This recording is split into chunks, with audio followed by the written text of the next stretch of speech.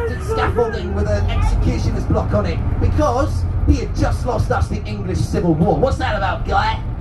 And because he lost us the war, he had to lose his head. So Carson's erection to the left-hand side of the bus is after this next junction, and I hope the bus is not going in the way. In fact, we've got to come upstairs so I can see properly. Just after this junction between two lamps in the wall is the black bust of King Charles I. Here it comes. Do you see it? See the two little lighty up things between them? That black face. That's King Charles I. In the exact spot where he lost his head. Now, 12 years passed, and it got a little bit more gruesome still, the action on this street, because Charles I's son, guess his name? That's right, King Charles II. He was still a little bit mugged off about his father's death. So, he had everyone that was involved in the signing of the King's death warrant brought back to the street and publicly hung, drawn and quartered.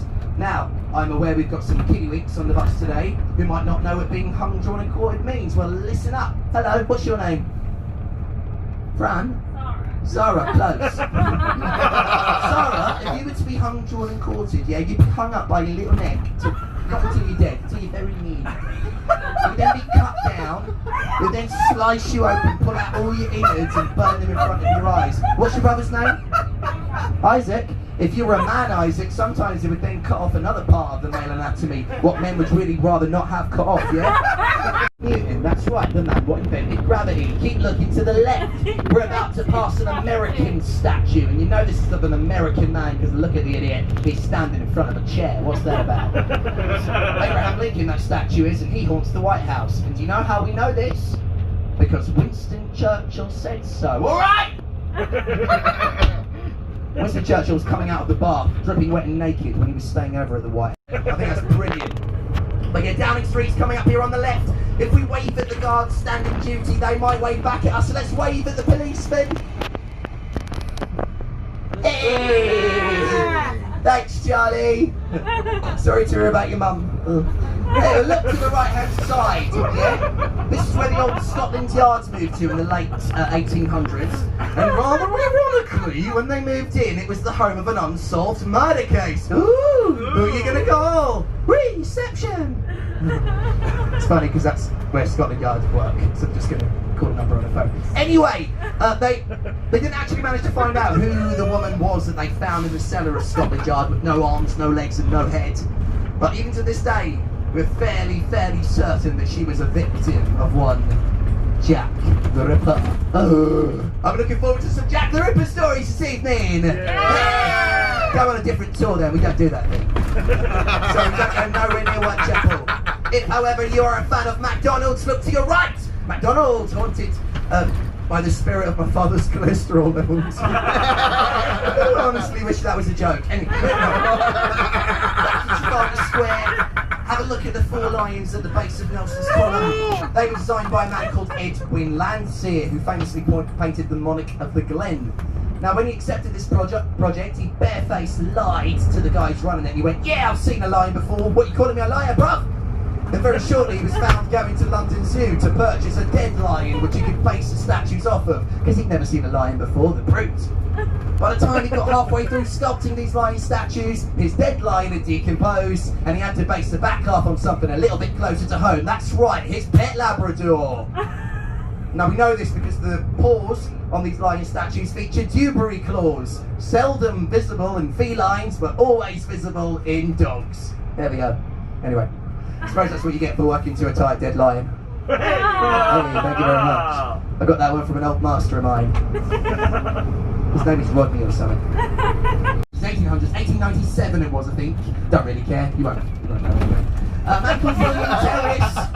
Michael William Terrace was stabbed outside the stage door here. Now he was an actor in the cast, and the man what stabbed him was jealous of William's massive part in the play. That was his last words were, "Oh God!" And boy, they will pay for your funeral entirely. That's banging, isn't it? You got any old relatives you know about? I'll send for a little weekend break, preferably in winter. Home to the man in grey. Although even more scarily, coming to it next year in April is Disney's Frozen. Ooh. Oh, that little girl's eyes just lit up. Do you like Frozen? She loves Frozen 1 and 2. Does she? Well, she's wrong. And let me tell you why. Because Frozen sets very bad life examples to little kids. Yeah, like you can't just go marrying the first person you meet. Reindeers don't talk, kids. Sorry, let it go. I've done that. Oh, thank you very much. Now, the reason the man in grey. 1 point. Now, this cast were rehearsing their curtain call on the stage when they all individually saw a strange man watching them from the balcony of the theatre. So what? Well, let me finish my story, bro. I ain't even got to the juicy bit yet. When the man saw the theatre troupe watching him, he turned around and walked directly through the back brick wall of the theatre. I'm still not finished. There's no age limit to being kicked off, you know, yeah? So a number of years passed and they were doing some renovation work in that theatre. They eventually tore down that back brick wall and guess what they found? That's right, a skeleton! With a dagger between its ribs, shrouded in grey cloth. Thus the tale of the man in grey was born. But if you get enough, you've had enough of the ghost stories, I get it, that's fine. What do you want to learn about? Churches? Fine! Let's talk about the boring churches then! Anyone know why this church directly in front of us is famous? What if I told you it was called the Church of St Clement Danes? You should know this, kiddies. It's famous for a nursery rhyme. Oranges and lemons ring the bells of St Clement's. You don't know that one, do you? Orange and poop, that's right. Thanks for joining me. Now this is the official RAF squadron parish from World War II, and rather iconically it hosts real-life bomb damage from the Second World War. If you look to your right, can we see the damage on the wall? Look at it! It's like a teenager's face. Do we have any married ladies on board the bus today? Woo! What's placed on a wagon to be taken to the Old Bailey? It was a very, very lucky day for you because that was your last day on the sorry earth.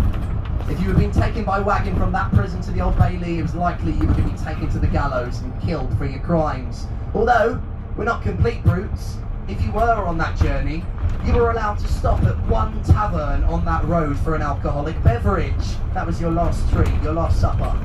And that was known as having one for the road. So if you've ever used that phrase before in your life, you're toasting to this very street. But there was one person on the wagon who was not allowed to drink, the driver. Why? In case he fell off the wagon. That's also where this phrase comes from. Read a book once in a while, you cretins. Look to your left. This is the Church of St Sepulchre, or St Sepulchre, depending on where you're from. And it's where they house the execution bell that was rung in the morning of every execution. Sorry, there's something behind me up here. Okay, guys, we're going to be turning left here on this where the gallows used to stand. So just take a second. This is reflection time. Shut up, yeah.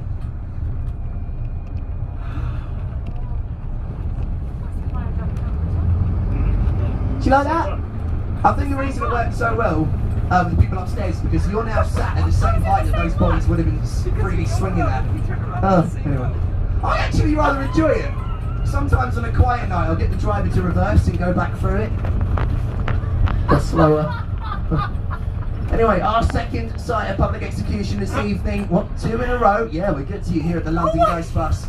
Directly in front of the bus behind the trees is Smithfields Meat Market. Now this is where in 1305 a rather famous Scotsman was hung, drawn and quartered. I am of course talking about William Wallace, aka Braveheart, aka Mel Gibson. That's right, ladies and gentlemen, directly to our left is where Mel Gibson was killed for his crimes against acting. Sorry for his accent. What's the word? Anyway, treason. Look to your left! Look to your left! Anyone can name that building for me? Wrong, too late. It's St Bartholomew's, the oldest still functioning hospital in the world. And it's haunted by the Grey Nurse. Now when the Grey Nurse was once working at St Bart's, one day she made a fatal error and administered an overdose to a patient. Unfortunately, the overdose was so fatal that the patient died. And she became so racked with grief that she ended up taking her own life. Now, workers at St Bart's Hospital to this day and age claim that if they're about to make a similar mistake, it's often that they'll feel a phantom hand on their shoulder warning them to stop.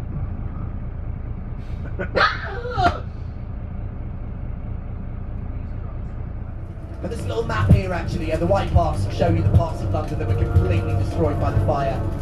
But Sir Christopher Wren had this fantastic idea to honour everyone by designing a building called the Monument to the Great Fire of London. That's right, PR teams had been created at that point in London.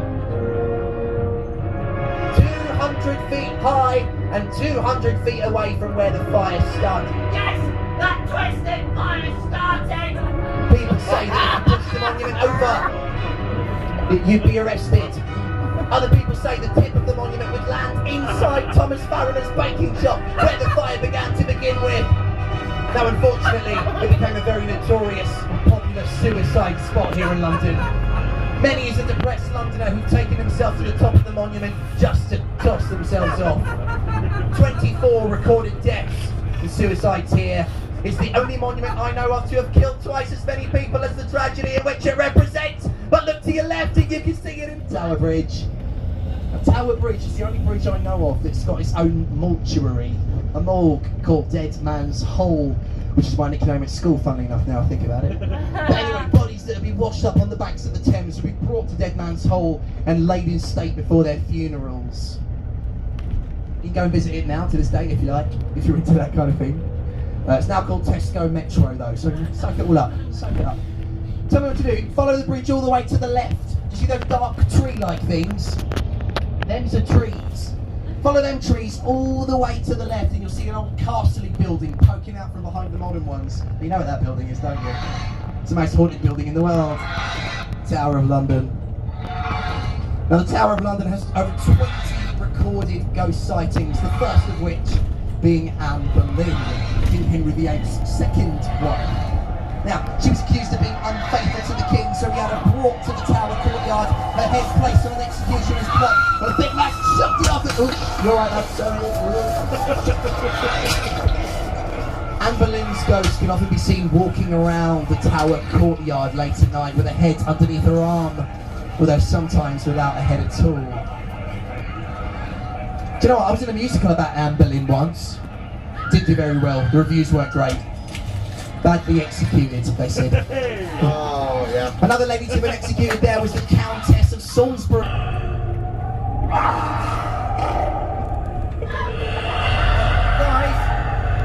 sorry, we're having a little bit of a technical issue at the minute.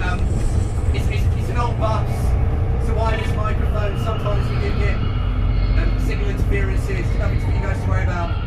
It's probably just like a policeman's radio or something like that.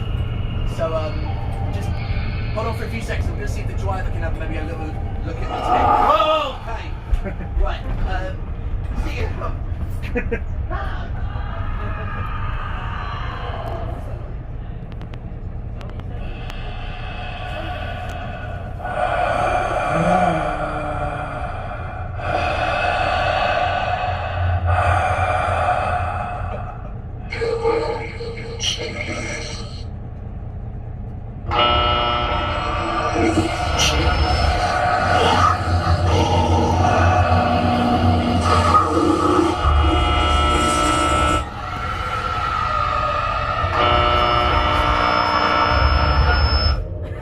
Hello, how we... Oh, hey!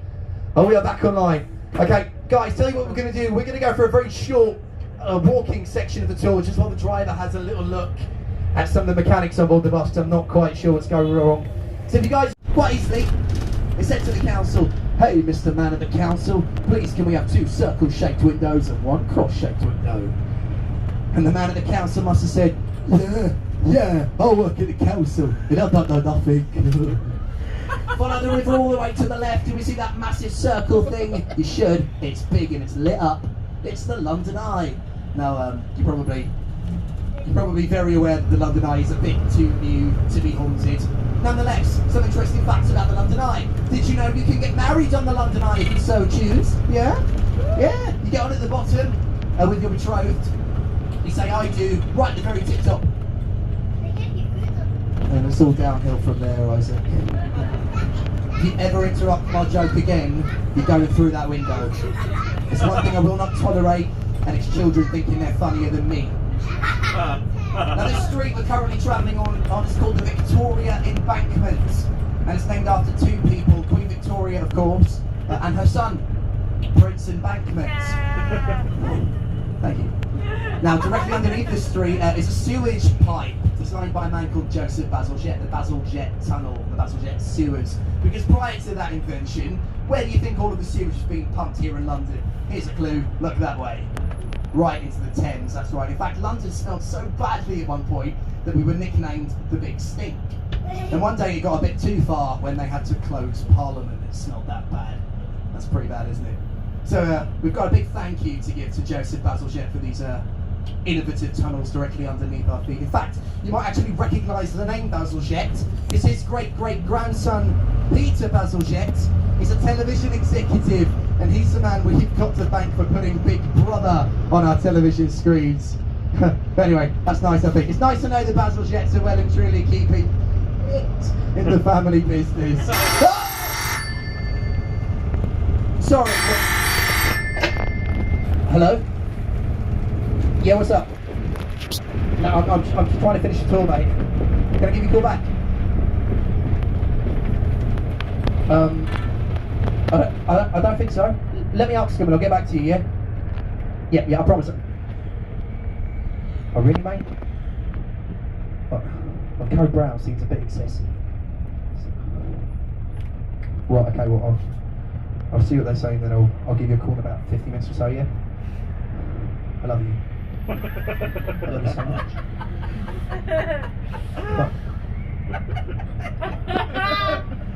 Hey guys, do me a favour. I'm going to come upstairs, but can we now start to close all of the curtains nearby us, please? I'm going to come up and help you guys. But yeah, if you could.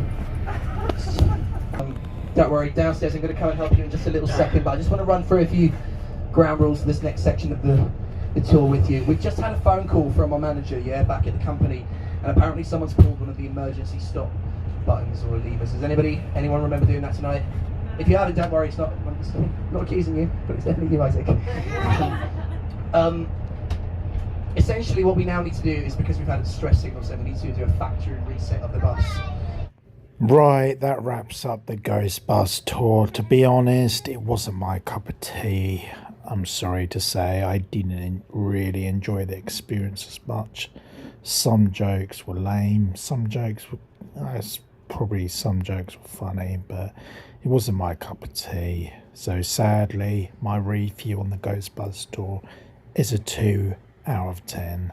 There's some jokes that were inappropriate, and there's many times that I had to stop recording and pause the video and then record again, as it'd be too inappropriate to post on YouTube. So, but if you like that sense of humour, then by all means go for the bus tour. But personally, it just wasn't my thing, and it was just basically a night out, so yeah, sadly. Almost back at my hotel now. Quick look outside of all the lights lit up, and that's it. I'm back in my room now. So this is my views from my room at night. Waterloo Station all lit up, the Shard in the background all lit up. Tomorrow I'll be doing the River Thames tour at night, and I'll be doing the Emirates cable car at night.